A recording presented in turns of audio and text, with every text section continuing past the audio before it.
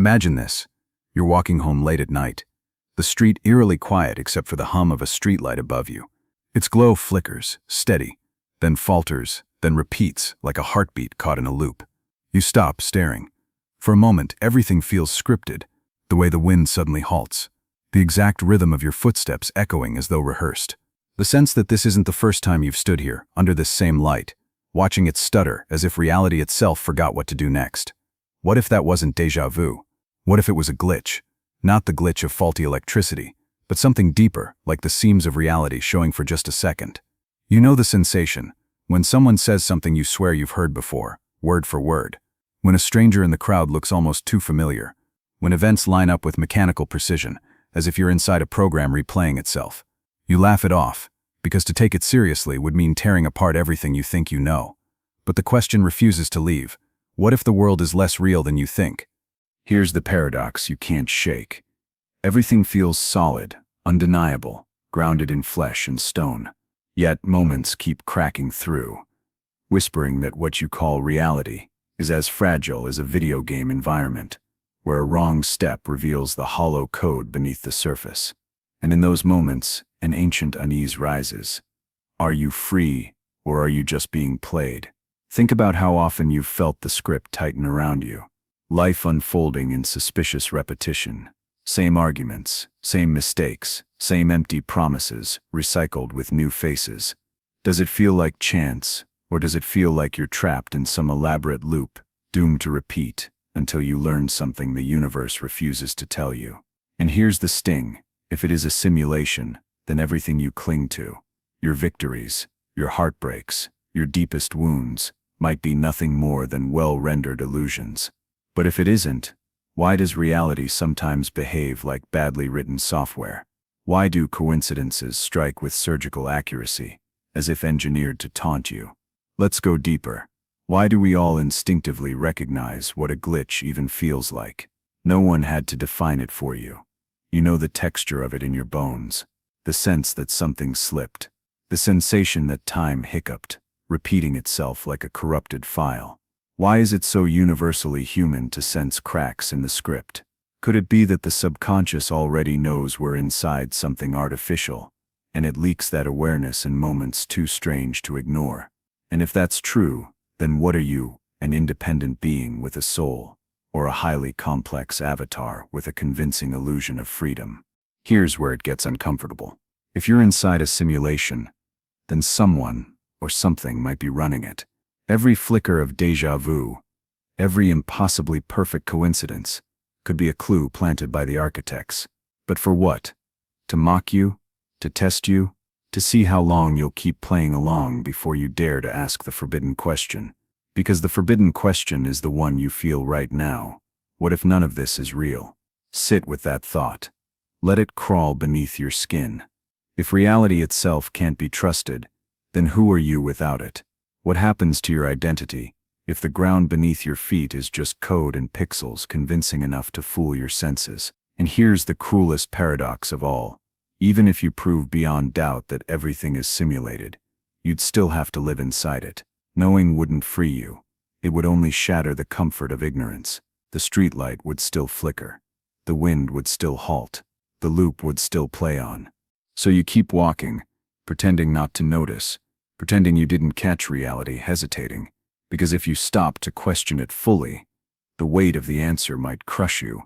Yet deep down, the question gnaws. Every glitch you see is a reminder. Something isn't right. Something is watching. Something wants you to look closer. And maybe, just maybe, that's the real purpose of the glitch, to wake you up.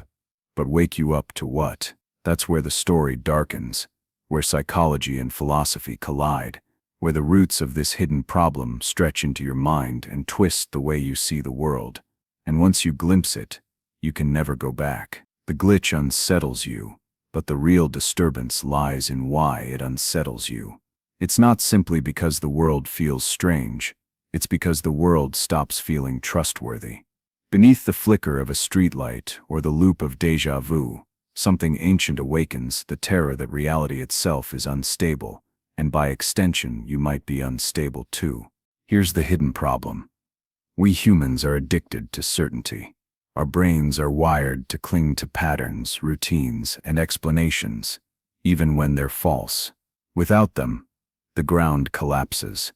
That's why the suggestion of a simulated reality is so threatening. It cuts straight through the scaffolding we build to hold our lives together. Carl Jung once warned that most people would rather live with a lie than face the abyss of uncertainty. He called it the protective fiction. You see it everywhere. The friend who convinces themselves their failing relationship is fine. The worker who tells themselves their job has meaning when it doesn't. The believer who clings to doctrine because the alternative is chaos. We need the illusion to survive. And yet the illusion leaks. Thinkers like Schopenhauer argued that life itself is driven by an irrational force, the will, a blind energy that pushes us forward whether we want it or not. We keep chasing goals, pleasures, and distractions, believing we're in control. But are we? Or are we characters following lines of code we mistake for free will? When glitches happen, they're like tears in the wallpaper, exposing the machinery underneath. Nietzsche took it further. He accused humanity of living inside self-created cages, morality, religion, convention, pretending these cages are truth. He said we invent meanings not because they're real, but because we can't stand the void. In his words, God is dead, not as an insult, but as a recognition that reality's foundations are less stable than we think. What better description of a simulation than that? A framework built not on eternal truths, but on fragile scripts designed to keep the players obedient. And then there's Aldous Huxley, who suggested that human beings don't actually perceive reality as it is. Instead, our minds filter it, like reducing a roaring, infinite river down to a thin trickle that won't overwhelm us. We're not seeing truth. We're seeing a carefully edited version. If our perception is already censored by biology, isn't that just another form of simulation? The glitch, then, is not proof of unreality, but proof of limits. A reminder that what we see is never the whole picture. But here's where it gets psychologically cruel. Viktor Frankl, who survived the concentration camps, wrote that humans cannot live without meaning. Strip a person of their belief in meaning, and they collapse into despair. Sartre echoed this with his concept of nausea, the sickening realization that life might be absurd, that everything you do might be arbitrary. Now imagine combining that with the suspicion that even the absurdity isn't authentic, that it's scripted, that your despair, too, is part of the program. This is why the idea of living in a simulation hits harder than any ghost story. A ghost at least confirms the existence of something beyond death. A simulation suggests the opposite, that nothing you feel, nothing you love, nothing you suffer, is more than a line of code. And the glitch, that's the whisper saying you're not supposed to notice. So why does this issue exist at all? Why do we feel glitches, sense repetitions, notice the seams? Because the human mind isn't designed just to follow patterns. It's designed to detect when patterns break. That's what survival once demanded, noticing when the grass moved differently, when a predator lurked. Today, that same survival instinct confronts not tigers, but the metaphysical fragility of existence. And when it catches something off, it doesn't let go. But here's the deeper philosophical root. The very structure of consciousness makes you prone to suspect illusion. You're trapped in subjectivity, always looking at the world through your own filter, never from outside it. You've never touched reality directly. You've only touched your perception of it. That gap, that unbearable distance, is where the suspicion festers. It's not the glitch that unsettles you. It's the reminder that you've never been sure of what's real to begin with. Think of it like this. A dream feels real until you wake up. So how do you know this isn't just another dream, waiting for its own awakening? When glitches happen, it's like the dream reminding you. Wake up is possible, but wake up to what? Another layer of simulation. Another dream. How deep does it go? And yet, you keep playing. You keep eating breakfast, answering texts, scrolling through feeds, laughing at jokes. Even if you suspect the script, you stick to it, because without the script, what would you be? That's the hidden problem. Humanity's deepest fear isn't death, or pain, or loss. It's meaninglessness. And nothing threatens meaning more than the suspicion that life is fake. that your victories and tragedies aren't eternal marks carved into the universe, but temporary animations that dissolve when the game resets. So we bury the suspicion, we laugh at it, we meme it, we call it glitch in the matrix and joke, because if we didn't laugh, we'd collapse. But the subconscious keeps watching. It keeps cataloging the loops, the eerie coincidences, the too perfect timings. It whispers something doesn't add up, and when enough whispers collect, when the laughter fades, the mind begins to spiral. If this is a simulation, who runs it? Why are you inside it? And most hauntingly, what happens when you finally notice too much? That is where the consequences begin. Not just in philosophy, but in your daily life, your emotions, your society. The glitch isn't just a flicker, it's a fracture that spreads. And once it spreads far enough, the world you thought you knew starts to dissolve. The glitch is never just a flicker. It's a warning. The real danger lies in what follows once you begin noticing too many of them. Because after the first suspicion, the cracks widen, and suddenly the whole fabric of life begins to unravel. Here's the irony. The simulation hypothesis might be just that. A hypothesis, yet the mere act of believing it, or even entertaining it, changes the way you live. That's the unseen consequence. You don't need proof for the suspicion to start warping your psychology. Think about how subtle it begins. A coincidence here, a déjà vu there. You brush it off, but the brain, that relentless pattern-detecting machine, refuses to let go. It keeps replaying the moment. What if that wasn't random? Before long, every repetition starts to look suspicious. Every accident starts to feel staged. You begin to suspect that life is less about chance and more about design. And here's the cruel trick. Your mind has built-in flaws, cognitive biases, that feed the suspicion. Confirmation bias ensures that once you're primed to see glitches, you'll find them everywhere. The Baader-Meinhof phenomenon makes you notice patterns that were always there but suddenly seem new and eerie. The simulation theory doesn't even need to be true. Your own brain does the work of making it feel true.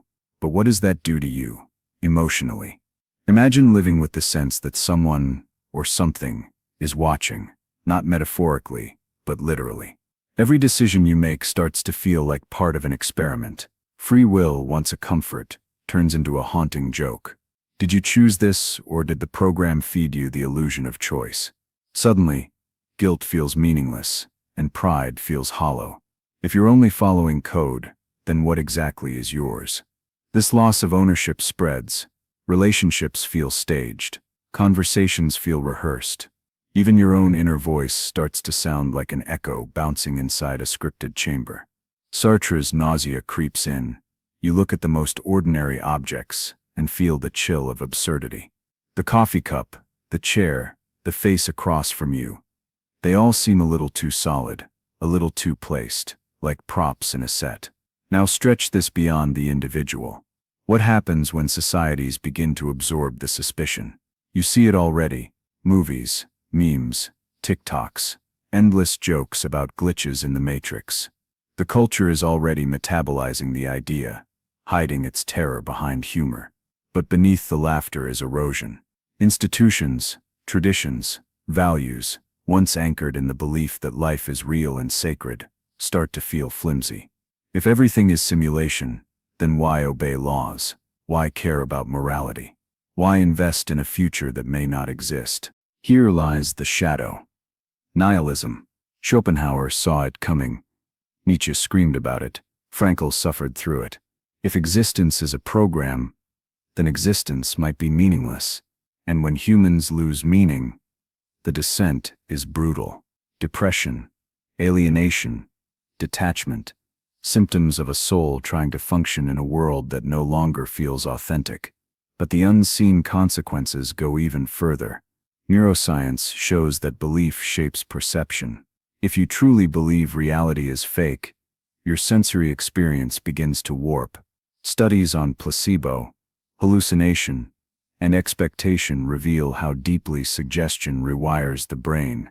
In other words, the more you suspect simulation, the more simulated life feels. Your nervous system becomes complicit in deepening the illusion. This creates a feedback loop. Glitches fuel suspicion. Suspicion warps perception. Warped perception amplifies glitches. And slowly, the line between reality and unreality fades, not in some sci-fi future, but in your ordinary, waking life.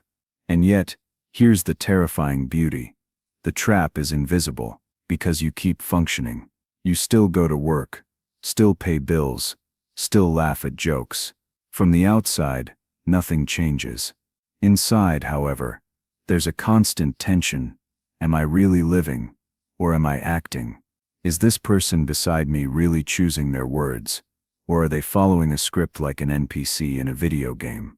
It breeds paranoia, subtle, quiet paranoia, that doesn't always scream, but whispers. It whispers when someone forgets what they were saying, mid-sentence. It whispers when the same car passes you twice in one block. It whispers when history seems to repeat itself with uncanny precision.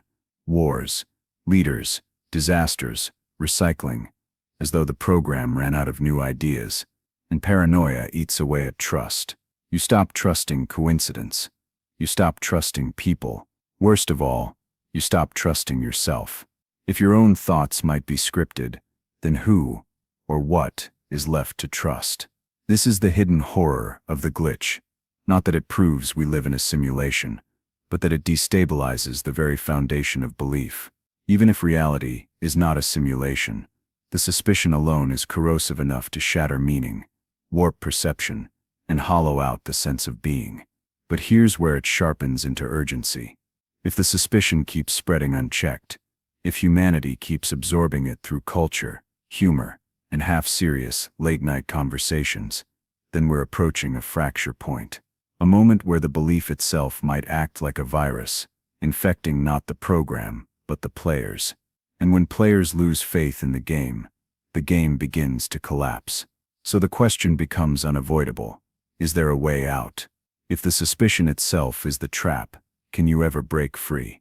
Or are you doomed to loop endlessly, a prisoner of both code and cognition? That's where the rebellion begins. Not a rebellion of weapons or politics, but of perception. Because if the glitch is real, then perhaps it's not meant to frighten you. Perhaps it's meant to show you where the walls are. And if you can see the walls, maybe, just maybe, you can find a way beyond them. You've seen the glitch. You've felt the nausea. You've lived the paranoia of wondering whether reality is genuine or just a beautifully convincing program. But here's the dangerous truth. Staying in that state forever is a kind of slow death. You dissolve into passivity, cynicism, or despair. The only way forward is rebellion. Not rebellion in the sense of smashing machines or storming invisible control rooms, but rebellion of the mind. A refusal to keep playing blindly. Breaking free doesn't mean escaping the simulation. It means refusing to be enslaved by it. Start here, recognize that if reality is simulated, then noticing the glitch is itself an act of power. It means you are not just another NPC repeating lines. You are a player capable of awareness. That spark of suspicion, instead of being a curse, can be a weapon. Because awareness is the one thing the script cannot fully control. Think of Socrates, who insisted that the unexamined life is not worth living. In his time, it wasn't about simulations or machines. It was about tradition, dogma, the unquestioned assumptions of Athenian society. He refused to live by the program, even when it cost him his life. That's rebellion. Or look at Nietzsche's Übermensch, the human who creates their own values instead of following the herd. He warned of nihilism, the collapse of meaning, but he also gave a path through become the author, not the actor. If life is a script, you must rewrite your lines. This is the counterintuitive solution. Don't try to prove whether reality is real. Instead, seize the power of perception. If reality is constructed, then constructing meaning is not a flaw. It's the essence of freedom. Jean-Paul Sartre said it plainly. We are condemned to be free. Even if everything is absurd, even if nothing has inherent value, you have the terrifying freedom to create value anyway. That is how you rebel. History shows that the greatest shifts come not from denying illusions, but from refusing to be ruled by them. Take Viktor Frankl in the concentration camps. Surrounded by horror, stripped of everything, he found the last human freedom to choose one's attitude in any circumstance. He couldn't escape the program of suffering around him, but he could decide how to interpret it, and in that choice he found purpose where others collapsed. This is the rebellion. To live as though your awareness grants you authorship. To treat the glitch not as proof of imprisonment, but as an invitation to wake up. How does this look in daily life? It means when you sense repetition, you don't spiral into paranoia, you step outside the loop. You ask, what pattern am I blindly repeating? You take responsibility, instead of assuming you're just a pawn. It means when society tells you this is the way it is, you pause and remember. Every structure, every tradition, every rule might be nothing more than code. And code can be rewritten. It means reclaiming creativity. If the world is simulated, then imagination is your greatest rebellion. Artists, poets, philosophers, those who see the seams and twist them into new forms, are already breaking free. Why do you think authoritarian systems fear art so much? Because creativity is proof that the script can be bent. But rebellion isn't only philosophical, it's psychological. To break free, you must stop outsourcing meaning. Stop waiting for the universe to hand you a purpose. If life is simulated, then waiting for meaning is like waiting for a game designer to send you a personal note. It will never arrive. Meaning must be built, sculpted, authored by you. And here lies the paradox. The very suspicion that life is fake can liberate you. Because if nothing is fixed, if everything is code, then nothing is inevitable. You can experiment. You can reprogram. You can step into freedom precisely because the foundation is unstable. This is where the rebellion shifts from abstract to urgent. Look around at culture. Most people are numbing themselves, scrolling, consuming, distracting, because deep down they feel the glitch and don't want to face it. To rebel is to stop numbing, to sit with the discomfort and let it sharpen you. Rebellion means refusing to live on autopilot. It means waking up from the loop of chasing status, money, approval, or comfort just because the script says you should. It means asking, if I wrote my own code, what kind of existence would I design? This doesn't make the simulation vanish. The streetlight will still flicker. The déjà vu will still arrive. The patterns will still repeat. But you won't be their prisoner. You'll be their interpreter, their hacker, their author, and maybe, just maybe, that's the whole point. Maybe the glitches aren't accidents. Maybe they're hints, nudges, breadcrumbs left for the ones bold enough to notice. What if the purpose of the simulation isn't to trap you, but to test whether you'll wake up and claim your freedom? This changes everything. Instead of seeing yourself as a victim of a cosmic machine, you become a rebel within it. The walls no longer suffocate you. They define the boundaries of your playground. The loops no longer enslave you. They reveal where you're still asleep. The glitches no longer terrify you. They become proof that there's more. This is the rebellion, not to break the simulation, but to transcend it. To stop asking, is it real? And start asking, how can I live fully, even here? Because maybe breaking free isn't about escaping into another reality. Maybe it's about realizing that freedom isn't outside the code. It's in the way you choose to dance inside it.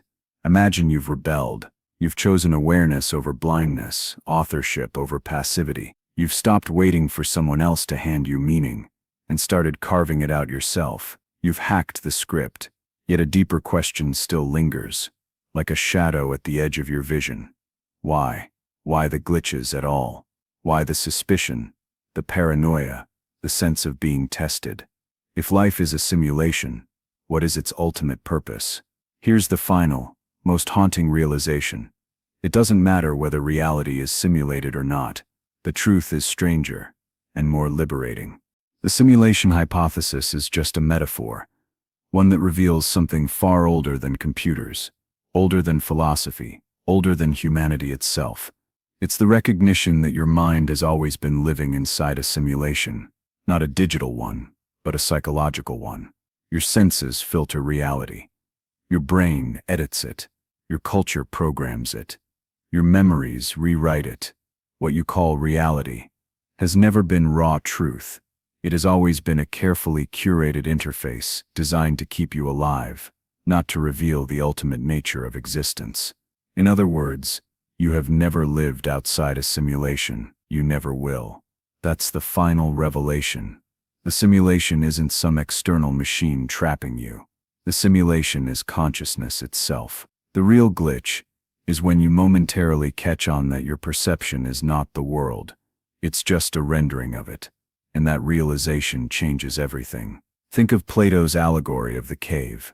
People chained, watching shadows on the wall, believing the shadows to be reality. The glitch is when one prisoner notices the shadows flicker oddly and realizes there must be something beyond them. The mistake is to think escaping the cave means reaching real reality. The deeper truth is that every layer you break free from reveals another filter. Every cave has another cave. Every simulation, another simulation.